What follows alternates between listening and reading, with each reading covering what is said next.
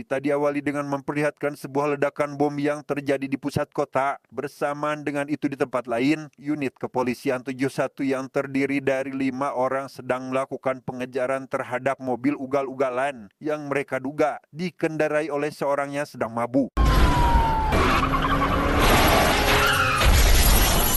Dan ya, mobil tersebut mengalami kecelakaan setelah menabrak sebuah tiang listrik di mana salah satu polisi bernama Joe langsung menghampiri si pengendara untuk meminta identitasnya. Namun karena si pengendara bersikap tidak kooperatif, Joe pun terpaksa harus melumpuhkannya dan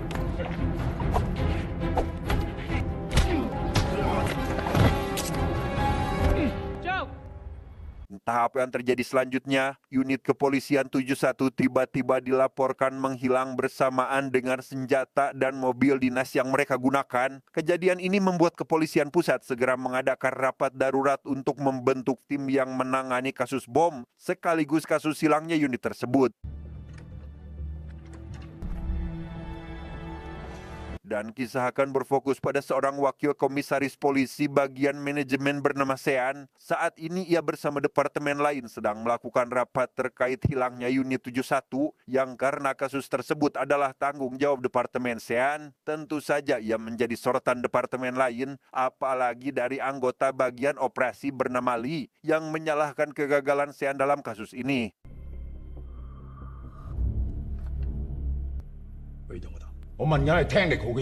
Selain menyalahkan Sean, Lee juga beranggapan jika mungkin saja ada penyusup di antara mereka, sehingga demi mencari di mana unit ke-71 tersebut, ia langsung membentuk operasi dengan kode Cold War yang akan langsung ia pimpin sendiri.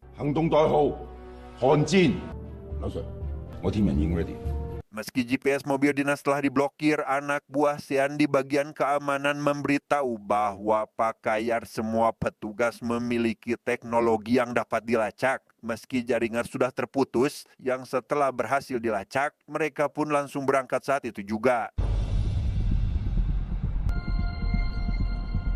Dalam perjalanan, Sean menganggap bahwa tindakan Lee sangat gegabah dan seolah ingin mengorbankan keselamatan anggotanya. Mereka bahkan belum melibatkan intel agar operasi dapat berjalan tanpa korban jiwa. Sean yang yakin jika sistem mereka tidak memiliki celah pun, justru merasa jika operasi inilah yang sebenarnya salah. Sesampainya di lokasi, Lee langsung menyiapkan peralatan untuk memimpin operasi di lapangan. Meski Sean sempat meminta agar operasi dipimpin oleh anak buah Lee bernama Albert, Lee tetap ingin turun sendiri karena ia begitu mengkhawatirkan putranya yang menjadi korban. Para polisi langsung melancarkan aksi dan menghabisi siapapun yang mereka temukan di dalam kapal tersebut. Sesampainya di titik lokasi yang diduga tempat para sandera, mereka justru menemukan beberapa manekin yang dipasangi radio dan seragam para korban, serta sebuah peledak yang akhirnya berhasil dijinakkan. Setelah para pelaku berhasil ditangkap dari kapal, Lee pun langsung menginterogasi mereka. Namun entah karena alasan apa, Sean tidak diizinkan untuk memasuki ruang interogasi meski mereka memiliki jabatan yang setara.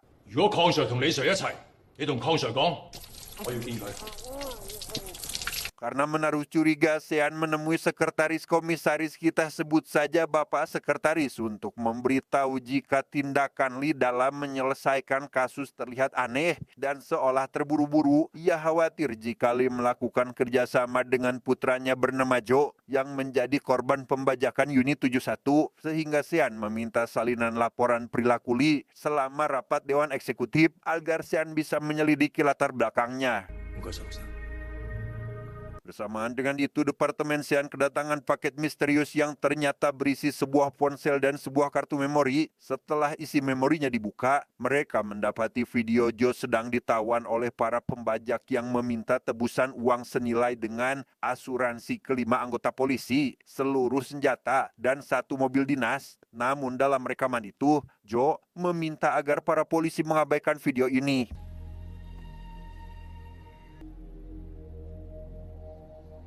Setelah menjumlahkan seluruh nilai yang diminta, Sean memperkirakan tebusan sekitar 93 juta dolar. Tak lama setelah itu, salah satu polisi yang ditawan tiba-tiba diturunkan di depan sebuah rumah sakit dalam keadaan pingsan. Namun karena mobil yang mengantarkannya menggunakan plat nomor palsu, membuat Sean dan timnya tidak dapat melacak mobil tersebut. Karena hilangnya unit 71 sudah berlangsung selama 10 jam, Lee mengaktifkan status siaga 2 dan meminta pihak pelabuhan, bandara, serta transportasi umum agar mewaspadai orang yang mencurigakan, di mana para polisi yang berpatroli pun kini mendapat tambahan waktu kerja selama 2 jam dan harus membatalkan cuti sampai kasus ini selesai. Here to respond.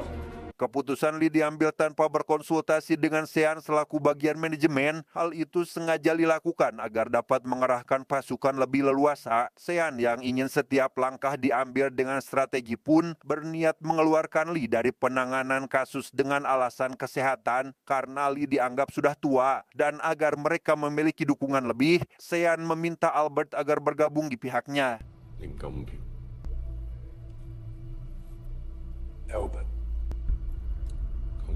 Albert mendatangi ruangan Sean dan memutuskan untuk bekerja sama dengannya. Ia juga sepaham dengan Sean dan menilai bahwa Lee bertindak terlalu terburu-buru. Namun karena Albert merupakan anak buah Lee, ia memperingatkan bahwa apabila Sean berniat mencelakai Lee, maka ia tidak segan untuk menghabisinya.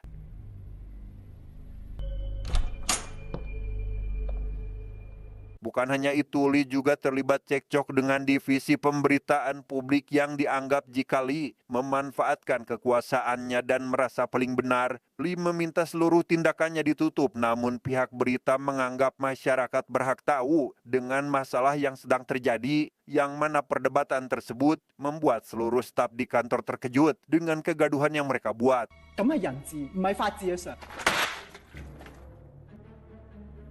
Tak lama kemudian, Sean dan rekan-rekannya menemui Lee yang masih terlibat cekcok dengan divisi pemberitaan. Di sana Sean mengungkap jika tindakan Lee sudah terlalu berlebihan, namun bukannya menerima apa yang Sean katakan, Lee justru menjadikan hal itu perdebatan kedua, sampai ketika Bapak Komisaris menghubungi mereka berdua untuk memberitahukan terkait kasus yang dipimpin oleh Lee kini berpindah tangan kepada Sean, sehingga Lee yang tidak terima dengan hal itu pun memutuskan untuk pergi saja dari sana.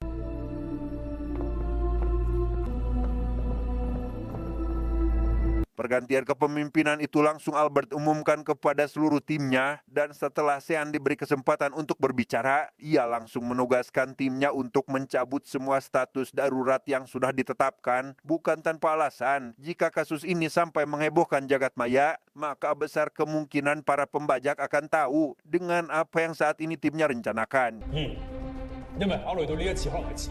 Baru saja selesai bicara, Sean dihubungi oleh si pembajak agar segera menyiapkan uangnya, yang jika tidak, maka jangan salahkan si pembajak jika ia menghabisi para sandera.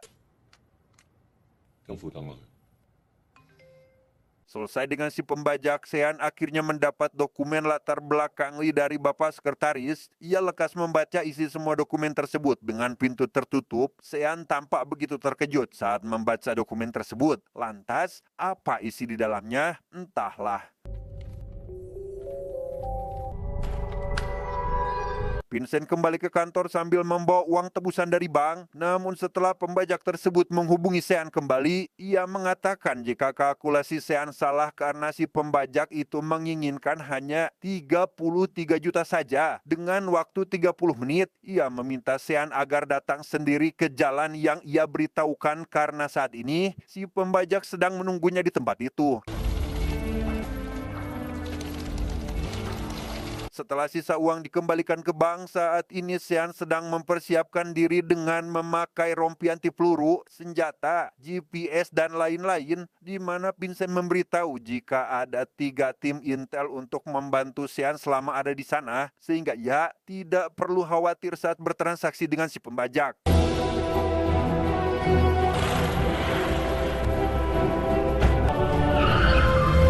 Saat Sean sedang mengendarai mobilnya, si pembajak meminta Sean turun dan berjalan ke arah jembatan untuk menaiki sebuah kapal yang karena si pembajak sudah paham jika mereka akan melibatkan intel, ia pun melakukan trik terbalik arah agar para intel yang sedang mengikuti Sean tidak dapat mengikutinya lagi.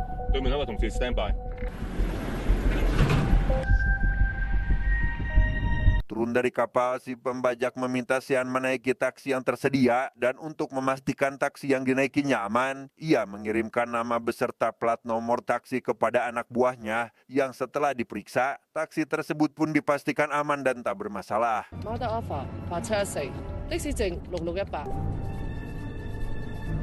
Di tengah perjalanan, si pembajak tiba-tiba meminta Sean menghentikan taksi yang membuat si sopir kesal, bukan tanpa alasan. Jika Pak sopir berhenti tidak sesuai titik yang dipesan, maka bisa saja ia dipecat dari pekerjaannya. Namun karena kondisi Sean lebih genting, maka ia pun nekat melakukan hal seperti ini.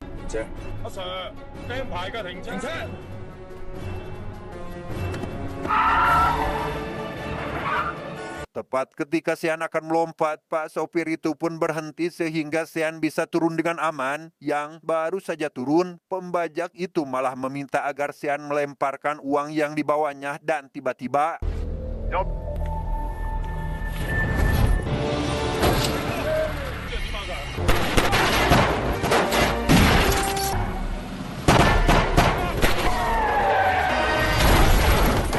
meski tidak bisa melukai Sean, namun setidaknya para pembajak berhasil menembak Vincent dan langsung melarikan diri. Masih dalam kondisi tegang akibat baku tembak barusan, Sean mendapat informasi jika uang yang dibawanya bukanlah target utama si pembajak, melainkan sisa uang yang saat ini akan diamankan kembali ke dalam brankas. Dan untuk mengecoh Sean CS, para pembajak melepaskan sandera yaitu unit 71 agar aksi pembegalan mereka berjalan lancar. Menyadari semua unit 71 termasuk sang anak selamat, Lee merasa lega atas keberhasilan tersebut. Namun meski begitu, ia merasa begitu terpukul setelah mengetahui jika Vincent sahabatnya telah gugur dalam operasi ini.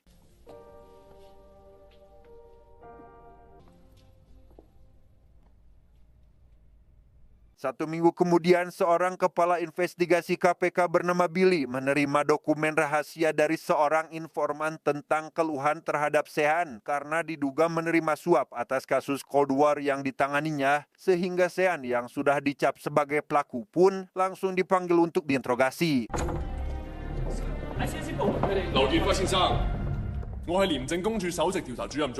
Pertanyaan Billy yang berputar-putar tentu saja membuat Sean sangat kesal, bukan niat menantang. Ia meminta Billy untuk langsung menjelaskan apa kesalahannya. Sadar jika Sean bukanlah orang yang bertele-tele, Billy pun akhirnya to the point dengan mempertanyakan tentang mengapa sisa uang tebusan Sean kembalikan tanpa pengawalan. Apakah Sean sudah kong kali kong dengan si pembajak? Karena jika Sean tidak terikat dengan para pembajak tersebut, maka kesalahan kecil seperti ini tidak akan pernah terjadi.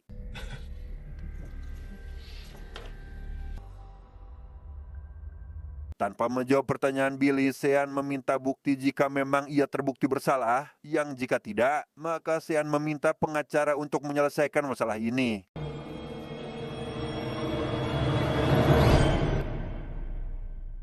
Mengingat jika Vincent lah yang memberitahu uang sisa harus dikembalikan atas perintah Pak Direktur Bank, Sean pun langsung menemui Pak Direktur untuk mempertanyakan apakah benar Pak Direktur menyuruh Vincent agar mengembalikan sisa uangnya. Namun setelah bertemu dengan Pak Direktur, ia rupanya tak pernah meminta uang sisa dikembalikan. Sempat mengira Vincent lah dalang dibalik semua ini, Sean masih ragu karena ia tewas dalam operasi. Merasa jika sudah tidak ada yang bisa mereka bahas, Sean dan Pak Direktur pun akhirnya saling berpamitan untuk pulang, tapi tiba-tiba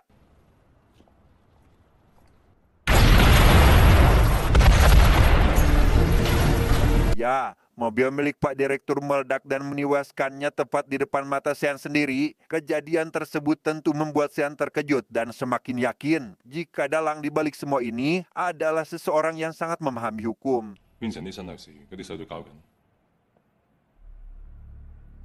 Saat hendak pulang, Billy mendapati kiriman amplop dari informan yang sama seperti sebelumnya. Setelah memeriksa isi di dalamnya, ia menemukan fakta lain jika penyusup itu kemungkinan antara Lee atau Sean dengan alasan mereka merupakan dua kandidat terkuat untuk menggantikan posisi komisaris polisi yang sebentar lagi akan pensiun. Entah Sean ingin merampas sisa uang tebusan atau Lee yang memfitnah Sean demi sebuah jabatan, entahlah. Namun yang pasti, informasi tersebut meminta Billy mengupas tuntas kasus ini.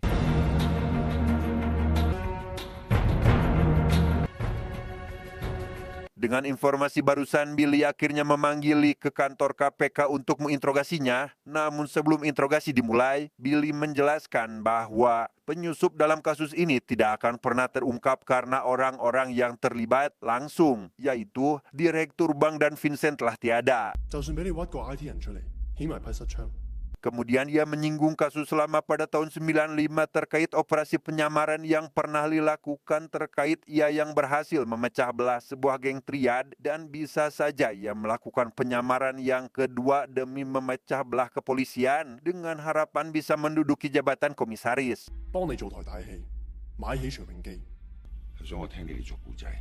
Sempat marah dengan tuduhan Billy tersebut, Lee akhirnya menjelaskan jika di setiap departemen mempunyai aturan mainnya masing-masing. Saat Billy mencurigai ia dan Sean, Billy tentu saja sudah membuang waktu mereka berdua, meminta Billy untuk berhati-hati, jangan sok pintar, dan cukup bermain sewajarnya.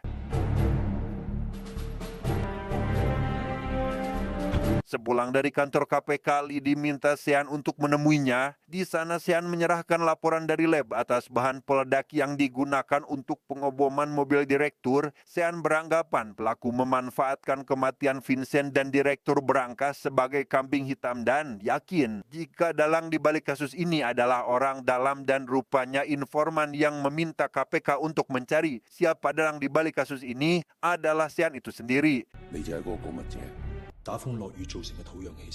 Dari tim penyelidik, Sean menerima informasi jika semua sandera disekap di tempat sampah karena ditemukannya satu jenis elemen lingkungan dari setiap pakaian korban. Namun anehnya, salah satu dari mereka memiliki lebih dari satu elemen sehingga dapat dipastikan jika orang tersebut pernah datang ke sana berkali-kali.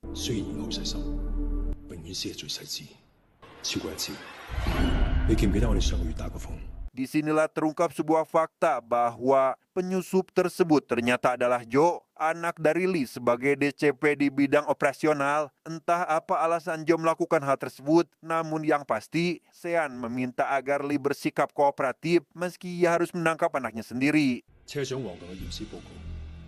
Sementara Lee dan Sean masih sibuk dengan masalah Joe, saat ini pihak kepolisian terlihat sedang mempersiapkan penangkapan 3 orang pria yang besar kemungkinan adalah si pembajak. Bukan tanpa alasan, setelah menyadari jika bahan peledak yang digunakan sama persis dengan bahan kembang api di salah satu pabrik, para polisi pun langsung pergi ke pabrik tersebut untuk menangkap mereka. Benar dugaan para polisi, rupanya pembajak itu sedang berada di atap dengan puluhan bom yang sudah mereka buat, sehingga polisi pun langsung menangkap mereka saat itu juga.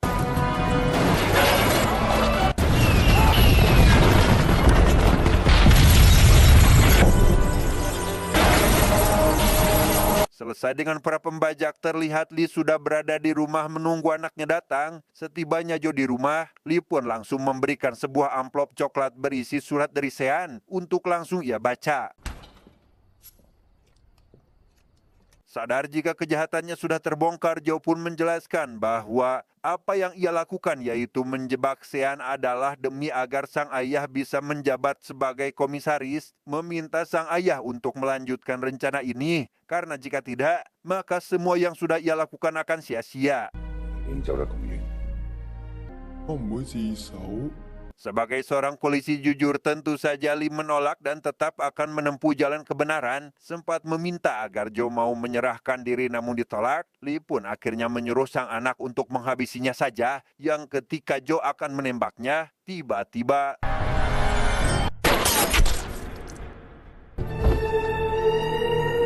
Ternyata Sean CS sudah berada di rumah Lee karena tahu jika hal seperti ini akan terjadi. Setelah berhasil melumpuhkan Joe dan memasukkannya ke dalam mobil ambulan, Sean didatangi oleh Billy yang mengungkapkan kekagumannya dalam kasus ini, bahkan sampai membuat KPK terkecoh. Karena memang Billy baru mengetahui jika anonim yang mengirimkan informasi itu adalah Sean sendiri.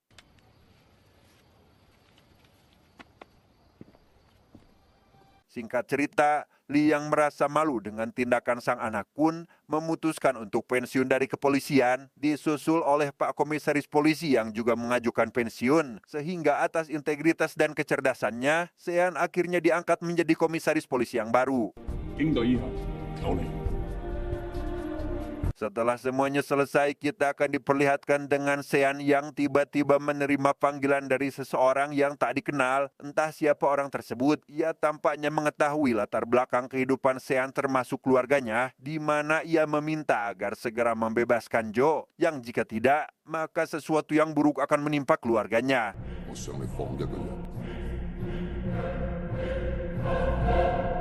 Tamat.